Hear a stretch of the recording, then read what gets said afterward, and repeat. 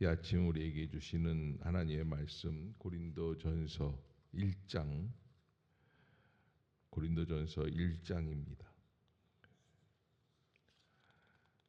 한 절씩 교독하도록 합시다. 하나님의 뜻을 따라 그리스도 예수의 사도로 부르심을 받은 바울과 형제 소스데네는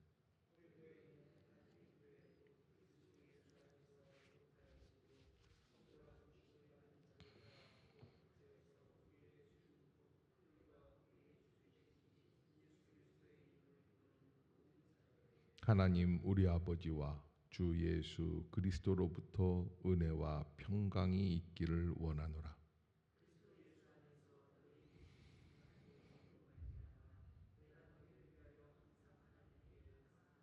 이는 너희가 그 안에서 모든 일 곧 모든 언변과 모든 지식에 풍족함으로 너희가 모든 은사에 부족함이 없이 우리 주 예수 그리스도의 나타나심을 기다림이라.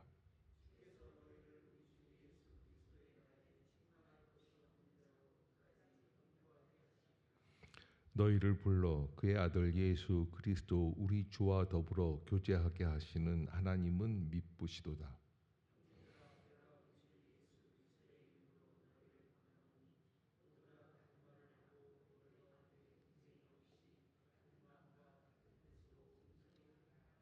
내 형제들아, 글로의 지편으로 너희에 대한 말이 내게 들리니 곧 너희 가운데 분쟁이 있다는 것이라.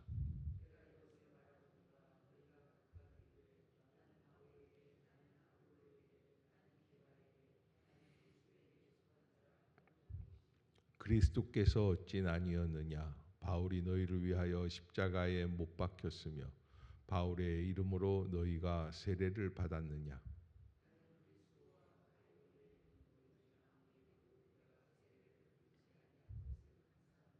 이는 아무도 나의 이름으로 세례를 받았다 말하지 못하게 하려 함이라.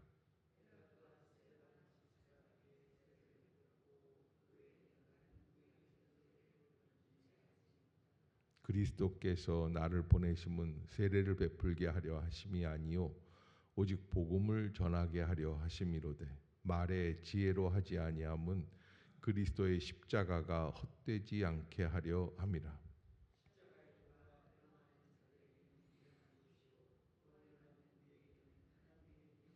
기록된 바 내가 지혜 있는 자들의 지혜를 멸하고 총명한 자들의 총명을 폐하리라 하였으니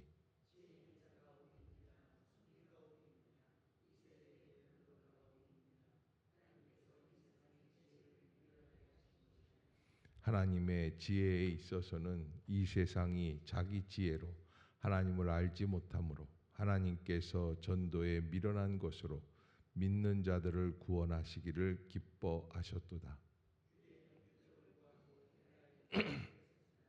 우리는 십자가에 못 박힌 그리스도를 전하니 유대인에게는 거리끼는 것이요 이방인에게는 미련한 것이로되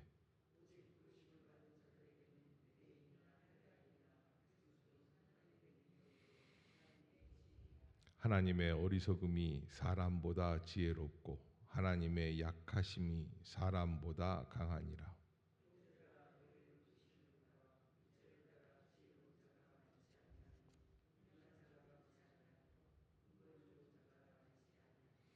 그러나 하나님께서 세상에 미련한 것들을 택하사 지혜 있는 자들을 부끄럽게 하려 하시고 세상에 약한 것들을 택하사 강한 것들을 부끄럽게 하려 하시며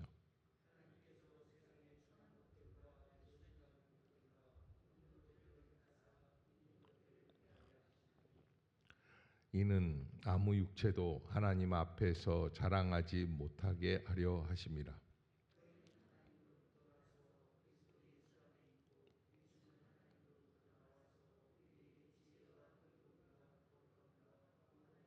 함께 봅시다. 기록된 바 자랑하는 자는 주 안에서 자랑하라 함과 같게 하려 함이라. 아멘. 할렐루야. 이 아침 주의 전을 찾으신 여러분들에게 하나님의 은혜와 평강이 함께 하시기를 축복합니다. 말도 많고 탈도 많은 교회라면 고린도 교회라고 할 수 있고요. 그 당시 고린도 지역은 아가야라고 하는 그리스 남부 지역의 수도라고 할 수 있고, 아테네가 있는데, 아테네라는 것은 그리스의 수도죠. 원래 가장 문화 중심지라고 할 수 있는데, 그 아테네에서 얼마 멀지 않은 지역에서 제2의 수도로서 아주 모든 권세와 또 자기들의 문화를 뽐내고 있는 그런 지역이었다, 이렇게 말을 할 수가 있고요. 그러나 고린도에는 많은 문제가 있었다라고 하는 것. 이 많은 문제는 대부분 영적인 것이 아니라 육적인 것에서 오는 그런 많은 문제들이 이 고린도 지역에 있었다. 근데 참 이상한 게요. 그 많은 문제가 많은 그 고린도 지역에 하나님은 거의 2년 가까이 머물면서 바울에게 복음을 증거하게 하시고 고린도 교회를 세워가게 하시는 그런 모습을 보여주십니다. 고린도 교회는 바울이 직접 세운 교회입니다. 그래서 그런지 고린도 교회를 향하여서 설교를 하고 말씀을 쓰는 바울의 모습들을 이렇게 보면서 아하, 이분은 고린도 교회를 너무나 잘 알고 있구나라고 하는 것을 알 수 있습니다. 로마서하고는 그런 면에서 좀 달라요. 로마에 있는 교회는 바울은 한 번도 만나보지 못했던 그런 교회였기 때문에 조심스럽게 복음에 대한 총평을 썼습니다. 그런데 고린도서에서는 그 복음에 대한 소개보다는 인간관계와 교회를 이루어 나가는 문제들과 어떤 관계를 가지고 우리가 신앙생활을 해야 될 것인가라고 하는 것에 있어서, 그래서 이 어떤 관계에서 가장 먼저 출발점이 되는 게 누구와의 관계냐, 하나님과 나와의 관계, 이걸 사명, 소명이라고 하고요. 또 나와 나 자신과의 관계, 이 관계성, 아이덴티티라고 하는데 이 관계성에서부터 시작을 하고 있는 모습을 보게 됩니다. 아무튼 이런 정체성을 가지고 어떻게 살아가야지 되는가에 대해서 대단히 아주 깊은 의미를 가지고 사람들에게 말씀을 증거하고 있는 것을 보게 됩니다. 80년대, 90년대 강남역에서 내리면은 뒷골목으로 들어가면 술집들이 쭉 있습니다. 한 번은 그 사랑의 교회를 교회에 옮기기 전이었죠.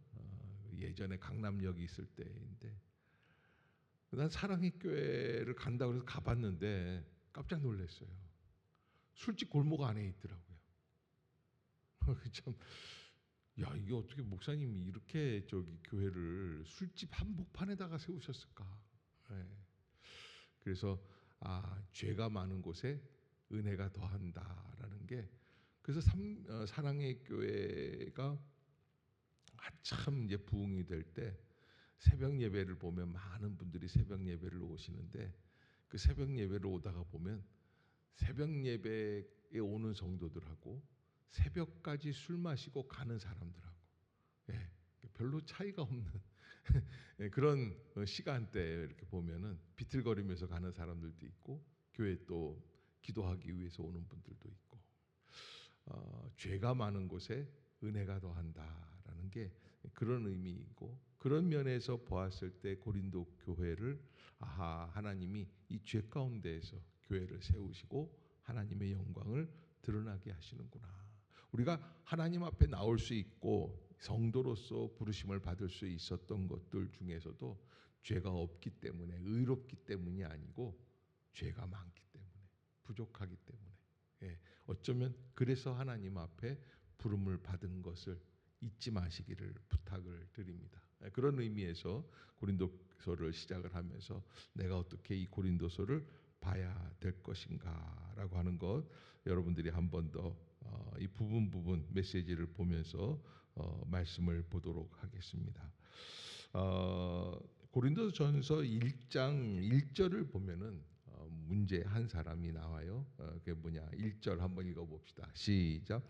하나님의 뜻을 따라 그리스도 예수의 사도로 부르심을 받은 바울과 형제 소스데네. 소스데네는 뭐냐? 회당장 소스데네.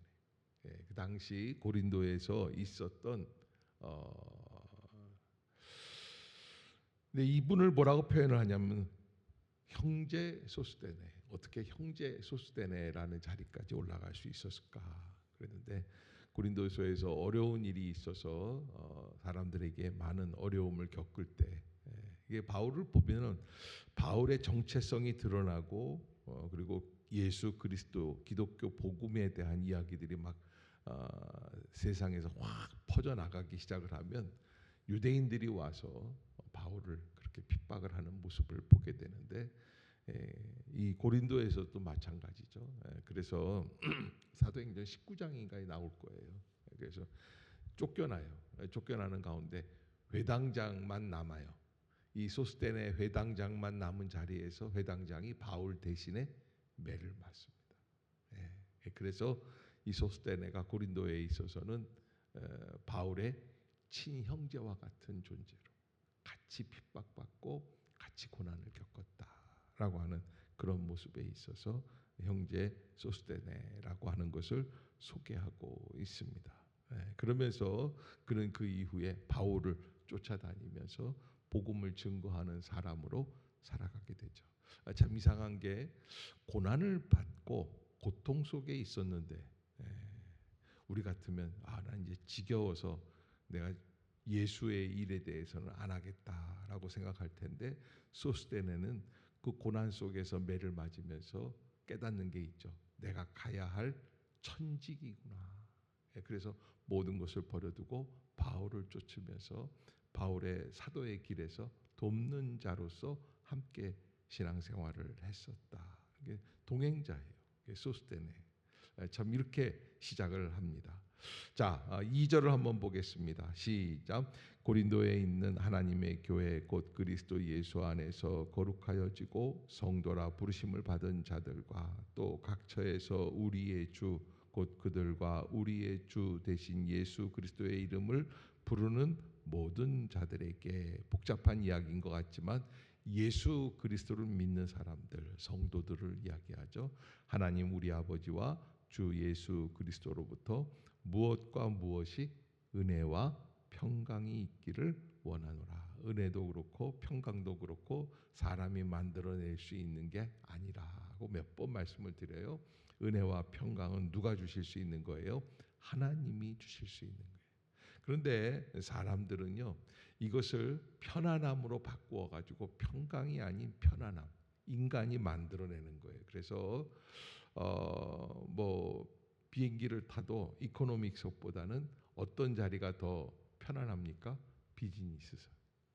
돈 더 내고 편하긴 편해요. 그러나 그 편안한 자리에 있다고 해서 그것이 하나님의 축복의 자리는 아니라는 거예요. 그래서 이 은혜와 평강은 인간이 만들어낼 수 있는 물질의 축복으로부터 오는 게 아니라 진정 하나님이 나와 함께해 주심으로 말미암아 누릴 수 있는 하나님의 축복 중의 축복이다. 아멘. 그러기에 우리가 하나님 앞에서 이 은혜와 평강을 늘 추구하면서 내가 하는 게 아니라 하나님이 함께해 주시옵소서 하는 그런 마음으로 승리할 수 있기를 주의 이름으로 축복합니다. 자, 4절을 보면 그리스도 예수 안에서 너희에게 주신 하나님의 은혜로 말미암아 내가 너희를 위하여 항상 하나님께 어떻게 한다 그래요? 감사한다. 이 고린도 교회가 말도 많고 탈도 많은 교회인데 오히려 바울은 처음에 이 말씀을 시작을 하면서 감사한다. 왜? 이는 너희가 그 안에서 모든 일, 곧 모든 언변과 모든 지식에 풍족함으로. 그러니까 고린도 교회가 이런 게 있어요. 말도 잘하고 아는 것도 많아요. 근데 여러분 그것이 믿음이 좋은 것은 아니에요. 그러나 바울은 그걸 통해서 그들을 축복해주고 칭찬해주는 것을 시작을 합니다. 모든 언변과 모든 지식에 풍족하고 나 같으면 말도 잘하고 아는 것도 많은데 믿기는 엉망진창이다. 이렇게 얘기하고 싶은데 바울은 그렇게 하지 않고 그것 때문에 감사한다. 그래서 오히려 그들의 단점적인 요소를 긍정의 요소로 해석해주고 있는 모습을 보게 되죠. 그래서 어떻게 된다 하는 얘기인가? 이 6절이 결론적인 중간 결론. 시작. 그리스도의 증거가 너희 중에 그래서 예수 그리스도가 우리를 위하여 십자가에서 죽으시며 또 부활하시며 살아 계시는 놀라운 증거가 너희 중에 어떻게 하게 돼요? 견고하게 되었다라는 거. 그것을 우리에게 말씀해 주시는 거죠. 너희가 모든 은사에 부족함이 없이 우리 주 예수 그리스도의 나타나심을 기다립니다. 그러기에 우리가 하나님 앞에서 어떻게 해야지 되는가 하는 거 8절 9절인데요. 한번 읽어봅시다. 시작. 주께서 너희를 우리 주 예수 그리스도의 날에 책망할 것이 없는 자로 끝까지 견고하게 하시리라. 너희를 불러 그의 아들 예수 그리스도 우리 주와 더불어 교제하게 하시는 하나님은 미쁘시도다. 이게 다 뭐가 하는 겁니까? 하나님이 하시는 거예요. 그래서 책망할 것이 없는 자로 끝까지 견고하게 하실 것은 누굽니까? 주님께서 그렇게 하실 것이다. 아멘. 여러분들이 꼭 잊지 마시기를 바랍니다. 내가 하는 게 아니에요. 우리가 기도하고 하나님께 매어 달리면 주께서 나를 끝까지 견고하게 하실 줄로 믿습니다. 라고 하는 그 고백을 가지고 승리하시기를 주의 이름으로 축복합니다. 자, 그러면 여기 이제 슬슬 나오는 모습들이 있어요. 그래서 이 고린도 교회의 문제는 무엇인가? 분열의 문제다. 분열의 문제. 그래서 10절에 보면은 10절 후반부에 이렇게 돼 있죠. 너희를 권하노니 모두가 같은 말을 하고 너희 가운데 분쟁이 없이 같은 마음과 같은 뜻으로 온전히 합하라. 고린도 교회가 왜 이렇게 나뉠까라고 하는 것. 같은 마음과 같은 뜻으로 온전히 합하라. 이건 무슨 이야기인가 하는데 12절을 보면은 나와요. 12절 시작. 내가 이것을 말하거니와 너희가 각각 이르되 나는 바울에게 나는 아볼로에게 나는 게바에게 나는 그리스도에게 속한 자라 한다는 것이니 아멘. 자, 여기 본문에 보면은 12절 내용에서 교회가 어떤 모양으로 되어 있느냐. 첫째, 무슨 파가 있어요? 바울파가 있어요. 바울파. 왜? 바울이 교회를 개척해서 세웠기 때문에. 아무래도 교회를 세운 바울이 최고지. 그다음에 두 번째 아볼로가 있어요. 아볼로는 저 북쪽에서 선교하다가 내려온 사람인데 이 사람이요 말을 잘해요. 그러니까 아볼로가 말이 달변이니까 이 사람을 믿겠다. 이분을 지지하겠다. 아볼로파가 있고요. 세 번째는 누구예요? 게바는 누굽니까? 베드로를 얘기합니다. 왜 갑자기 베드로가 튀어나옵니까? 예루살렘 교회의 중추적인 그런 사도 중에 사도다. 베드로가 나오는 거예요. 그 다음에 이제 더 재미있는 거는 그리스도에게 속한 자다. 자, 이렇게 모양을 보면은 사람들이요 어떤 마음에 이렇게 나뉘어져 있는지를 좀 대충 짐작을 할 수가 있죠. 어때요? 바울에게 아볼로에게 여기는 바울은 사실은 교회를 세우기는 했지만 말씀이 좀 무뎌요. 그러니까 달변인 아볼로가 좋은 거예요. 그러나 나는 게바다라고 하는 사람들은 어떤 사람들입니까?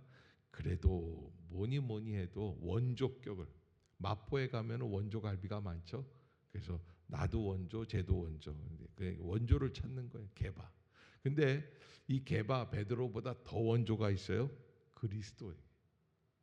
이게 복음이에요. 근데 우리 다 그리스도를 그래서 한국 교회도 보면은 장로교회가 이렇게 많이 부흥되어 있는데 한국 장로교회에서 봤을 때 한국 그러니까 이게 이름들이 재밌어요. 대한예수교 장로회라고 얘기를 하고요. 또 우리 반대쪽에 있는 분들을 뭐라 그러냐면 한국 기독교 장로회. 한국 기독교 장로회하고 대한예수교 장로회하고 뭐가 달라요? 그 말이에요. 그런데 그게 둘이서 싸운 거예요. 처음에 50년대 60년대부터 그 해석을 가지고 성경 해석을 가지고 싸우기 시작을. 자기가 옳다, 네가 옳다, 내가 옳다. 이렇게 본문에서 오늘 고린도 교회도 보면은요. 이게 바울이냐 아볼로냐 게바냐 그리스도냐라고 했을 때 이 사람들이 왜 이렇게 됐는가? 나는 너보다 더 진지하고 의롭다는 거예요. 너 이 정도, 너 바울, 너 지금 나 드러난 이 세운 사람, 이 교회 개척했다고 바울이 뭐 대단한 줄 알고 이렇게 얘기하면서 나는 조금 더 위에. 그러니까 사람들이 분열을 할 때 특징이 뭐냐면 나는 너보다 더 의롭다. 나는 너보다 더 진지하다. 옆에 사람 한번 쳐다보세요. 예. 자꾸 진지해지지 마세요. 그래. 그게 여러분 그게 큰 문제예요. 내가 더 의롭다. 의로워지지 마세요. 여러분 믿는 자가 되고 순종하는 자가 되고 은혜를 누리는 자가 되어야 하는데 내가 더 원조다. 내가 더 진지하다. 그래서 거기에 있어서의 문제가 크게 나뉘게 되는 거죠. 그러면서 13절에 그리스도께서 어찌 나뉘었느냐. 바울이 너희를 위하여 십자가에 못 박혔으며 바울의 이름으로 너희가 세례를 받았느냐. 뭐 이렇게 하면서 세례를 베푸는 것도 사실은 이제 세례를 베풀면은 세례를 받은 사람들은 그 목사님에게 있어서 큰 은혜죠. 그래서 이제 우리가 이렇게 하는 게 있는데 안수 주는 거 하고 그 다음에 이제 세례 베푸는 거 하고 그 다음에 아버님 장례식을 치르는 거 뭐 이런 것들 몇 가지를 이제 얘기를 하는데 이 시대는 그런 거 저런 거 다 떠났어요. 이제는 완전히 안면몰수예요. 그런 시대가 됐어요. 부모님이라고 뭐 어떻게 된다고 삼촌이라고 순종하고 그러던 때가 아니에요. 이게 참 문제가 되죠. 아무튼 그렇게 해서 바울은 세례를 베풀려고 신앙생활, 사도 생활을 한 게 아니다라는 것은 뭐냐면 인간적인 인기를 얻기 위해 그런 게 아니다. 그러면 18절부터 우리가 무엇을 위해 일해야 되느냐 십자가의 도에 대해서 설명을 하고 있어요. 우리가 정말로 집중해야 될 게 뭐냐 십자가의 도가 뭔지를 아느냐라고 하는 것을 말씀해 주시죠. 자 18절 한번 읽어봅시다. 시작. 십자가의 도가 멸망하는 자들에게는 미련한 것이요 구원을 받는 우리에게는 하나님의 능력이라. 아멘. 그래서 이 말씀은 좀 여러분들이 암송하셨으면 좋겠다. 십자가의 도가 멸망하는 자들에게는 미련한 것이다.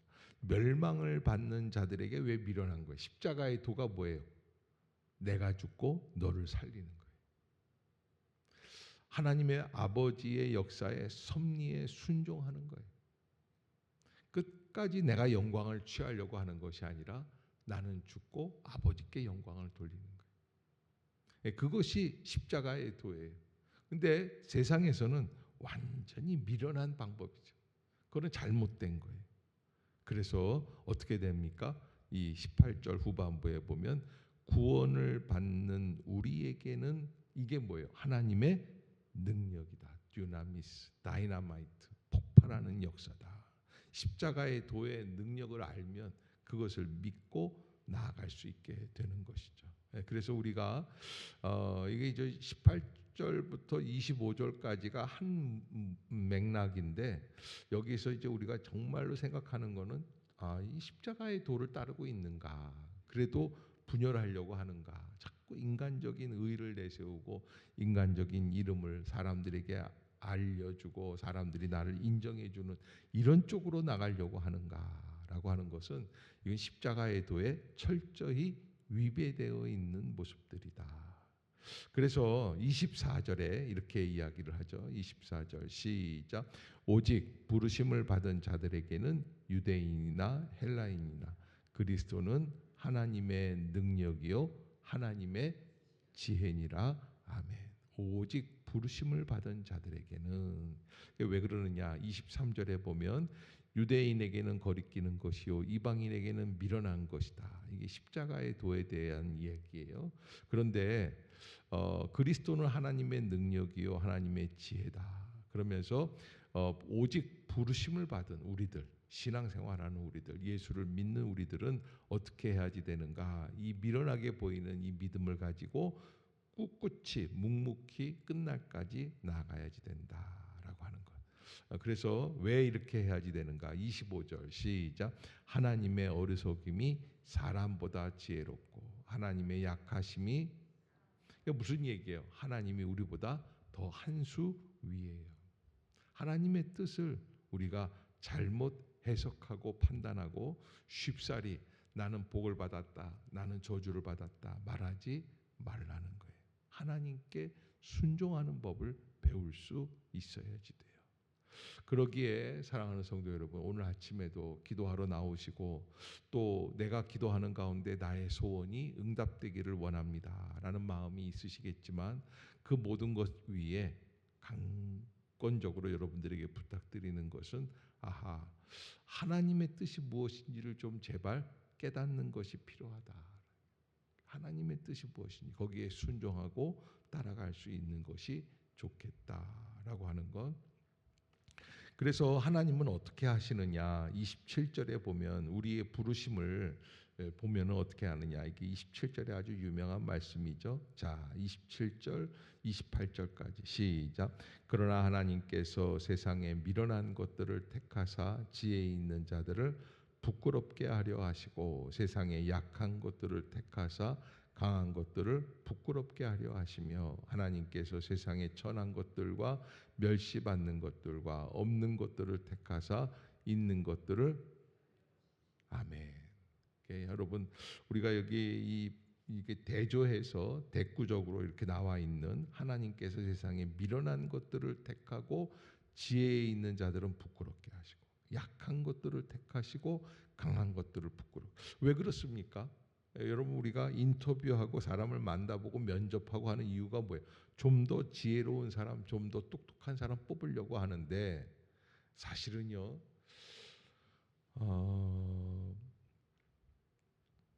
요즘 시대에 부목사 구하기가 힘들고 전도사님 구하기가 힘든 시대가 됐어요. 그런데 이 장신대에서 사람을 뽑을 때 어떤 사람을 뽑았냐? 저희가 처음에 제가 82년도에 신학교에 들어가니까 이게 45년 전이에요. 뭐라 그러냐면 서울대 학생들보다 영어를 못한다. 당연하죠. 예. 그때 당시에 신학교는요 제일 꼬레비예요. 그렇게 해서 신학교에 들어온 것들이 뭘 잘났다고 막 그러냐, 교수님들이 그러시더라고요. 그래서 우리가 죄가 많은 사람들인 줄 알았어요. 야, 공부도 못하고 영어도 못하고 그런 놈들인데. 그런데요, 제가 군대를 갔다 오고 나서 87년도에 복학을 하는데 무슨 소문이 났냐면, 87년도에가 5년 뒤에죠. 미국에 있는 프린스턴 대학보다, 우리가 이제 장로의 신학대학이 프리스비테리언이거든요. 여기 장신대 다니는 게 더 힘들다는 거예요. 그만큼 어렵다는 거예요. 그러면서 세상에 서울대 나왔던 친구들이 신대원 들어오는데 떨어졌다. 뭐 이런 그런 얘기, 믿을 수 없는 얘기들까지도 막 이렇게 얘기가 되더라고요. 아, 그렇구나. 그래서 그때 당시 88년도, 9년도부터 시작해서 한 98년, 9년까지 한 10년 동안 아마 제일 똑똑한 친구들이 전국에서 오지 않았을까. 너무너무 힘든 거예요. 사법고시보다 더 힘들다라는 얘기들이 있었어요. 그런데 그렇게 공부를 잘하고 똑똑한 사람들을 뽑으니까요, 어떤 일이 벌어지냐면 똑똑하니까 잘생겼더라고요. 잘생긴 사람들이 또 키도 늘씬하고 또 멋있어요.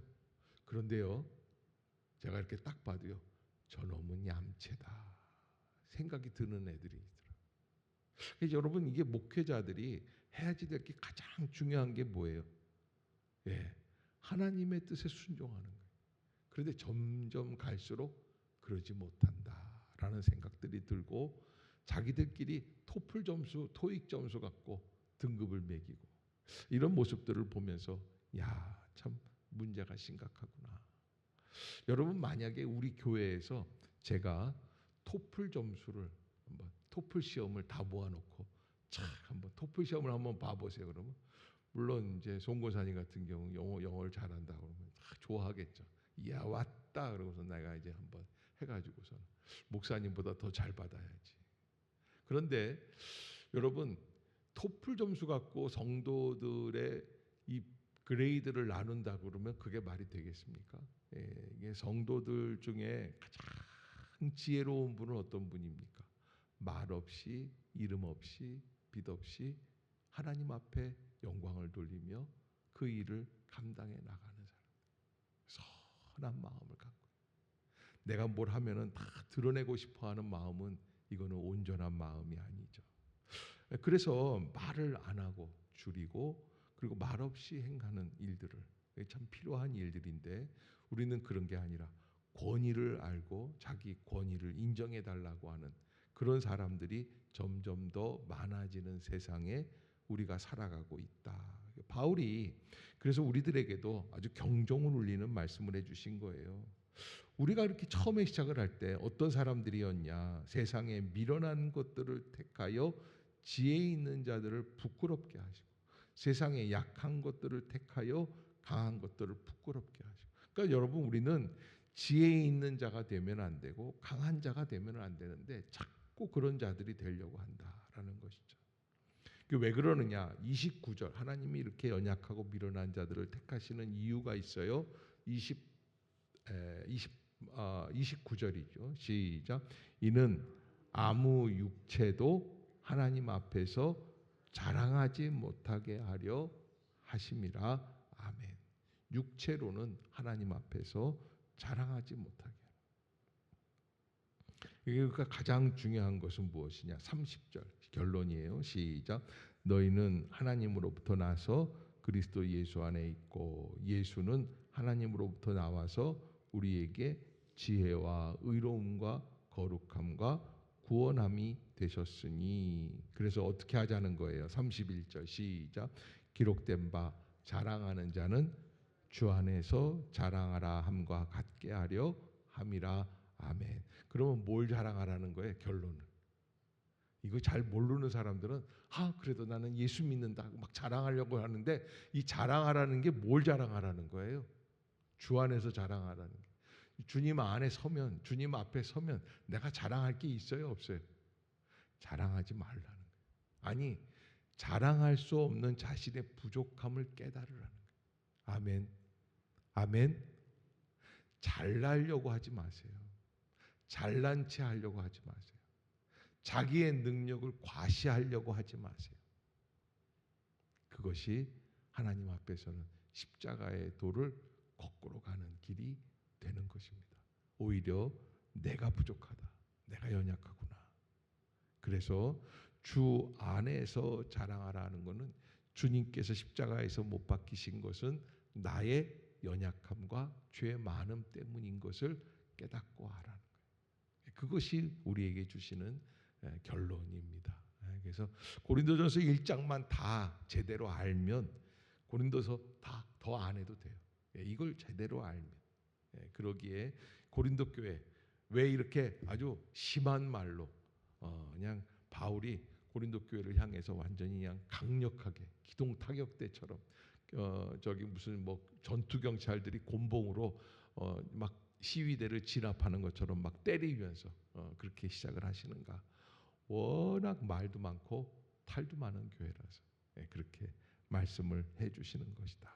그래서 31절에 자랑하는 자는 주 안에서 자랑하라라고 하는 말씀은 뭐예요? 다 입 닥쳐 뭐 이런 식으로요. 뽐내지 마 뭐 이런 식으로 그렇게 하는 거죠. 그래서 하나님의 은혜 가운데 우리는 어떤 교회를 이루어 나가야 되겠습니까? 라고 하는 것.